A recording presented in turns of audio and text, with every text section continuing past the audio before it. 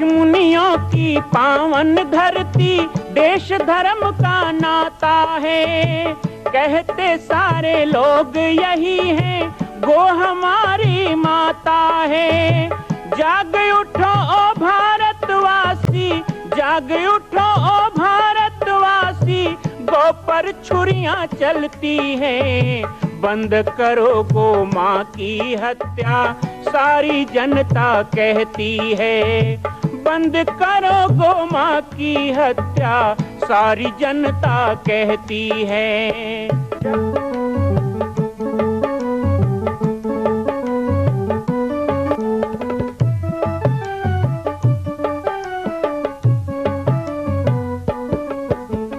जगह जगह पर बूचड़ खाना, लाखों गौएं कटती हैं।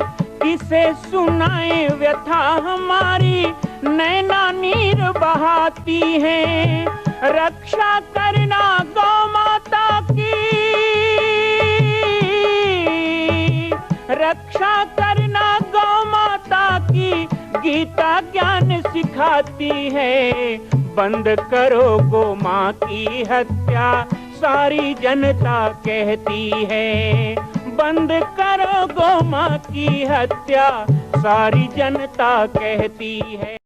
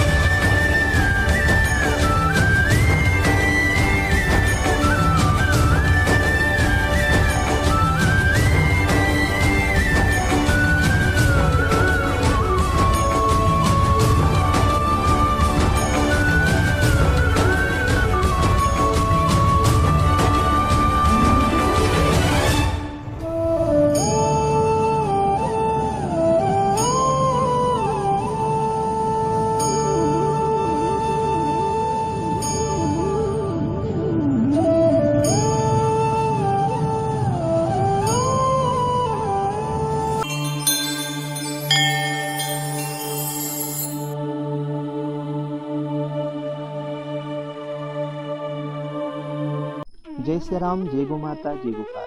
स्वागत है आप सभी का आज के बाबा जी की पाती कार्यक्रम। बहुत ही ज्ञानप्रद और शिक्षाप्रद बातों से ओत-प्रोत कई प्रसंग होते हैं। हम कभी कभी सुनते हैं तो ऐसा लगता है कि बहुत जानकारी मिल रही है, लेकिन कभी कभी कहने वाले को भी यह एहसास होता है इसी कार्यक्रम में कई विषय पर जब मैं बोलता हूँ तो मुझे ही वो पुराने प्रसंग जो मैं लगभग भूल चुका हूँ मुझे याद आने लगते हैं। कई प्रसंग तो मैं बीच बीच के भूल भी जाता हूँ।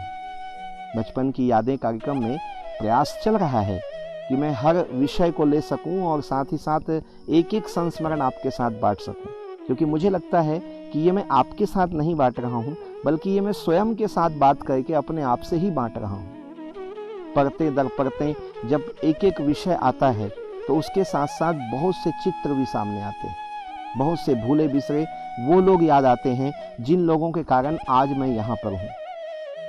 इसी कार्यक्रम के माध्यम से हमने आपको श्री राम जन्मभूमि आंदोलन की भी बहुत सी बातें बताई।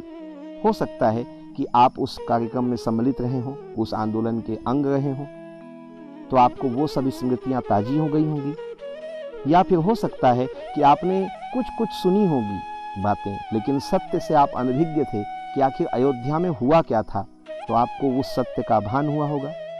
और इतना ही नहीं, कुछ लोगों को तो कुछ भी नहीं पता था और उनके लिए ये बहुत अच्छी बात है कि अब उनको पूरी बातें समझ में आ रही है और हम जब भी चाहें इसे दोबारा सुन भी सकते हैं।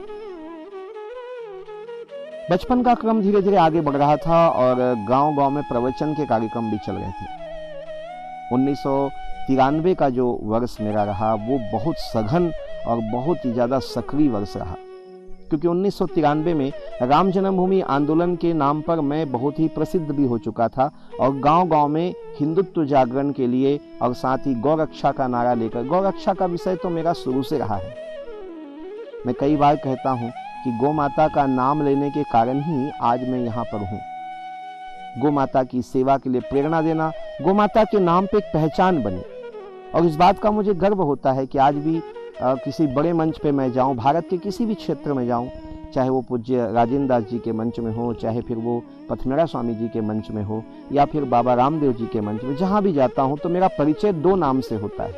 एक तो छत्तीसगढ़ के नाम से, छत्तीसगढ़ वाले संत, और दूसरा होता है गौ माता वाले संत। बहुत अच्छा लगता है, ये दोनों ही विषय बहुत अच्छा लगता है। जननी जन्मभूमिश्च स्वर्गादपि गरीयसी, जननी और जन्मभूमि स्वर्ग से बढ़कर है। तो एक तरफ जहां जननी अर्थात गौ माता के नाम से मुझे जाना जाता है और दूसरी तरफ जन्मभूमि अर्थात छत्तीसगढ़ की माटी के नाम से जाना जाता है, और अब धीरे धीरे कौशल्या माता के नाम से भी जाना जाएगा पाटेश्वर धाम। ये बहुत गर्व की बात है। आप सभी लोग इस कार्यक्रम के हिस्सा हैं। किसी ने माँ कौशल्या जन्मभूमि मंदिर में अपना दान दिया है, पैसा दिया है, सदस्य बने हैं, सेवा दिया है। आप सब भी उस इतिहास के अंग बन रहे हैं। मेरा प्रयास यही था कि मैं अकेले नहीं बल्कि आप सबको वह सम्मान मिले कि ये निर्माण बहुत जल्दी पूर्ण हो और भव्य 108 फीट ऊंचा,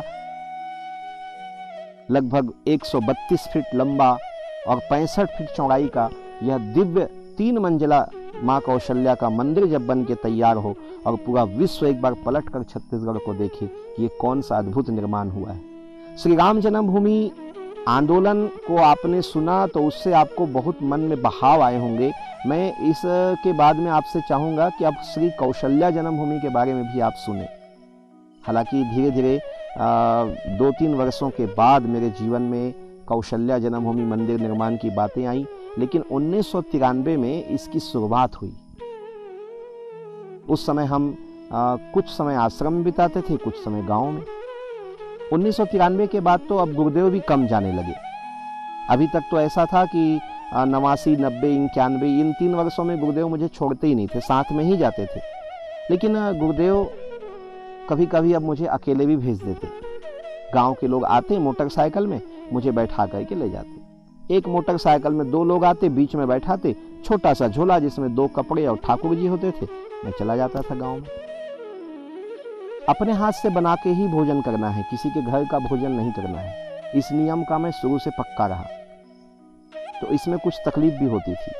कभी कभी 3 दिन 4 दिन बिना भोजन किए ही रहना होता था, तो बिस्किट वगैरह लेना, दूध लेना, और इस तरह प्रवचन भी करना और फिर आश्रम आना। आश्रम में आता तो आश्रम की सारी जिम्मेदारी, सारी सेवा मेरी होती, पूजा पाठ से लेके रसोई साफ सफाई से लेके सब कुछ। एक दिन एकादशी का दिन था 1993 में, महीना अच्छे से याद नहीं है मुझको। एकादशी का दिन था और हम सब धुनी के अगल बगल ही बैठे। तब तक धुनी में ही गुरुदेव धुनी में ही शयन करते थे, धुनी में ही बैठते थे, अलग से कोई उनका कक्ष या कमरा नहीं था। और हम भी प्रायः धुनी मैया के गोद में ही सोते थे। तो बहुत से भक्त आए हुए थे। एकादशी को प्रायः भंडारी टोला से बहुत भक्त आ जाते थे। तो 8-10 भक्त रहे होंगे, हम थे, गुरुदेव थे, भजन वगैरह चल रहा था, फलहार भी बन रहा था। और इसी समय गुरुदेव ने मुझे कहा कि बालक दास एक वचन लेना चाहता हूँ। इससे पहले गुरुदेव ने ऐसा कुछ कहा नहीं था, तो मुझे आश्चर्य भी हुआ और प्रसन्नता भी हुई। मैंने कहा गुरुदेव बताएं। तो उन्होंने कहा नहीं ऐसे नहीं, पहले हाथ में जल लो, संकल्प लो धुनी मैया को साक्षी बनाकर। मैंने कहा जी। तो उन्होंने संकल्प दिया, मुझे कमंडल से जल दिया हाथ में और कहा संकल्प लो कि इस स्थान में, इस जंगल में एक बहुत भव्य मंदिर का निर्माण करोगे, पंचमुखी हनुमान जी का मंदिर। मुझे तो जैसे एक लक्ष्य मिल गया। मैं सोचता था कि क्या लक्ष्य है, क्या करना है आगे। गोमाता के लिए तो समझ में आता था कुछ तो करना है, लेकिन गुरुदेव ने जब ये बातें कही तो बहुत अच्छा लगा। और मैंने हाथ जोड़कर कहा कि आपके आशीर्वाद से जरूर संकल्प पूर्ण होगा। जब अपनी योग अवस्था आएगा मेरा, मैं पंचमुखी हनुमान जी का मंदिर जरूर यहाँ पे निर्माण कराऊंगा। तो वो संकल्प 1993 का था। स्वयंसेवक संघ के प्रमुख श्री सुदर्शन जी, उनके साथ और राष्ट्रीय स्वयंसेवक संघ के साथ मेरी नज़दीकी, इसका भी एक बहुत अच्छा प्रसंग है। बचपन की यादें में मैं जरूर आप सबके साथ ये बांटना चाहूँगा। और अभी जो मुझे देख पा रहे हैं, आप में से बहुत लोग हैं जो इस बात को जानते हैं। तकरीबन उसी समय की घटना थी कि रायपुर में एक बहुत बड़ा राष्ट्रीय स्वयंसेवक संघ का पथ संचलन और हिंदू घोष का कार्यक्रम होना था। इसमें 2 कार्यक्रम रखे गए थे। एक तो बहुत भारी संख्या में रायपुर में एकत्रीकरण, जो कभी नहीं हुआ। 50,000 का लक्ष्य था। 50,000 स्वयंसेवक रायपुर में आना और 6 स्थान से अलग अलग दिशा से पथ संचलन और सप्रेशाला मैदान में इकट्ठा होना।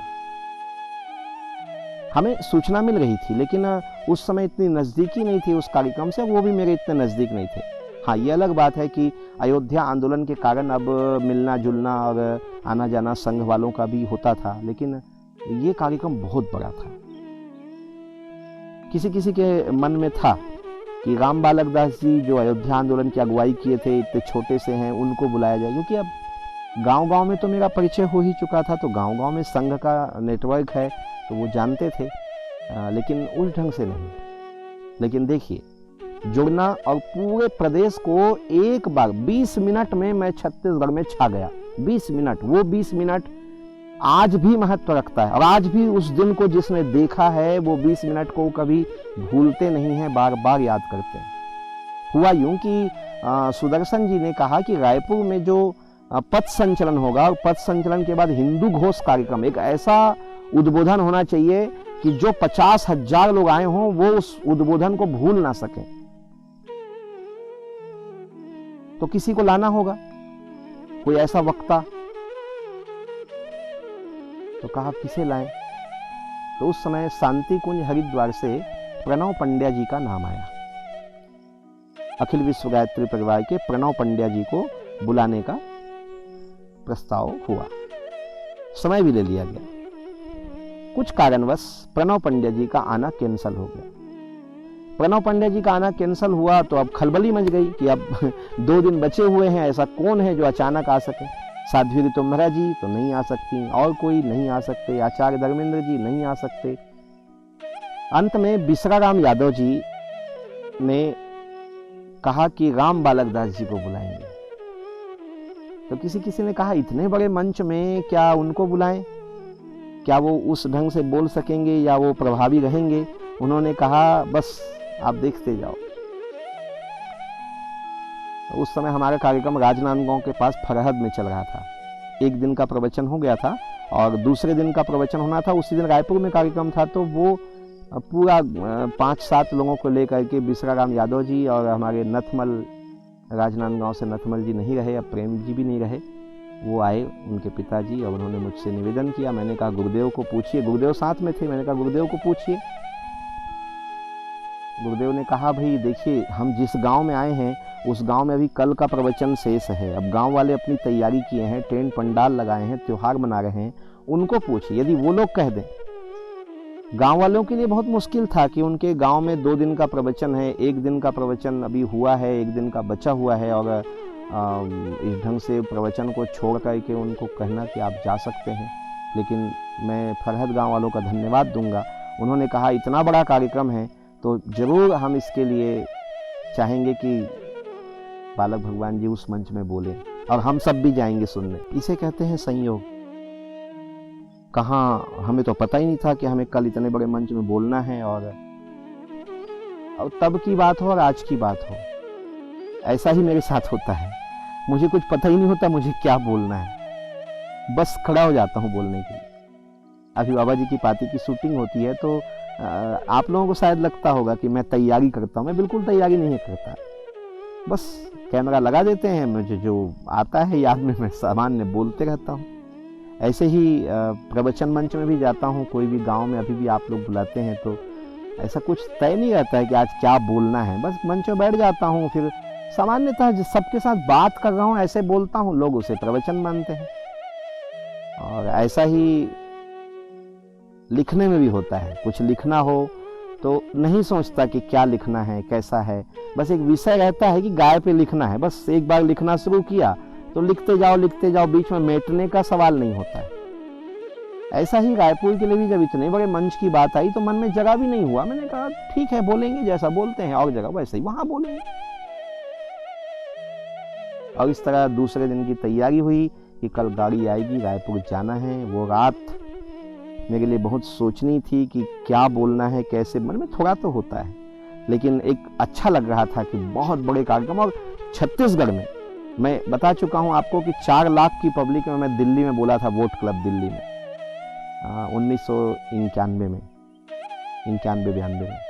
लेकिन अपने छत्तीसगढ़ में अपने पूरे प्रदेश वालों के सामने बोलना बहुत बड़ी बात थी मेरे लिए। और वो भी उतने बड़े सुदर्शन जी उसमें रहेंगे और बहुत से अतिथियों को रहना था। जयभान सिंह पवैया जी बजरंग दल से, विश्व हिंदू परिषद से रमेश मोदी जी और दिनकर भाकरे जी, साथ ही हमारे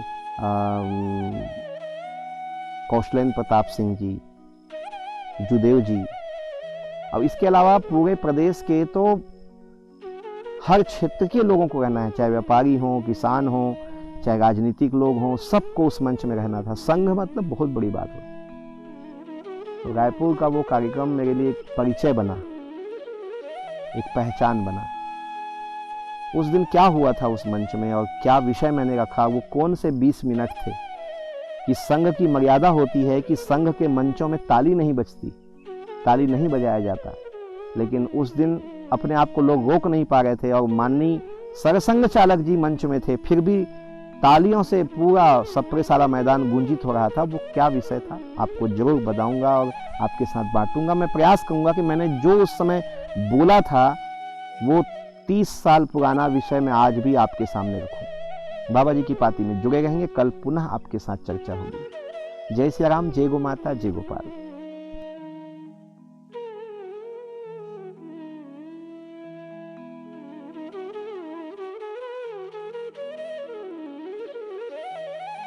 मां कौशल्या की पावन जन्मभूमि छत्तीसगढ़ प्रांत में बालोद जिला में स्थित है श्री सर्वसिद्ध शक्तिपीठ जामड़ी पाटेश्वर धाम। परम पूज्य सद्गुरुदेव राजयोगी बाबा जी की तपस्थली श्री पाटेश्वर धाम और विश्व के अद्वितीय मां कौशल्या जन्मभूमि मंदिर निर्माण का दर्शन करने और इसी प्रकार समसामयिक विषयों पर अपना ज्ञान वर्धन करने के लिए और 10,000 गायों के लिए बनने वाले श्री हनुमान नंदीशाला गो अभ्यारण्य का समाचार प्राप्त करने के लिए आप सभी देखते रहें YouTube चैनल पर राम बालक दास, और हमारे चैनल को आप सभी सब्सक्राइब करें, घंटी का बटन दबाएं ताकि आप सूचनाओं से जुड़े रह सकें। जय श्री राम, जय गो माता, जय गोपाल।